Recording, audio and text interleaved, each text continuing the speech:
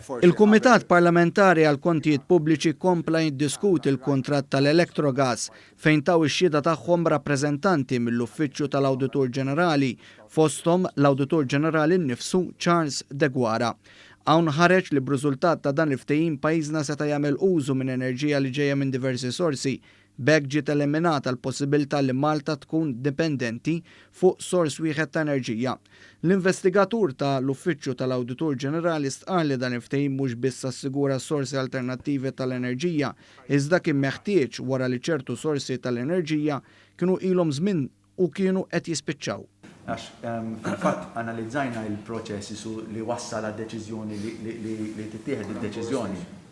U kien hemm numru ta' power sources, ta' power stations tal-Ena Malta li kienu viċin l-end of life tagħhom, li kellhom jiġu decommissioned, allura replaced with xi ħaġa oħra. Dawk il-power stations meta kienu saru?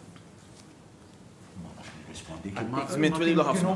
Żmien twilu ħafna biex waslu fil-verità li l-aħħar taż-żmien li setgħu jipprovdu enerġija u xekk, jiġifieri kien wasal iż-żmien li jkun hemm sors ieħor. Il-Whip tal-Gvern Glenn Bedingfield kompla ma dan l-argument u aċċenna li l-Awditur Ġenerali ma semma imkien il-kliem korruzzjoni jew irregolaritajiet meta analizza il-kuntratt tal-Electrogas. Bil-fors. Security of Supply Agreement biex tiggarantixxu illi f'pajjiżna ma jkun biex f'pajjiżna ikollna appart il-kontijiet orħos ikollna supply ta' dawl dejjem għaddejja u over and above dak l-agreement li għandna approvat mill-Kummissjoni Ewropea imsejjaħ Security of Supply Agreement nixtru mill-interconnector.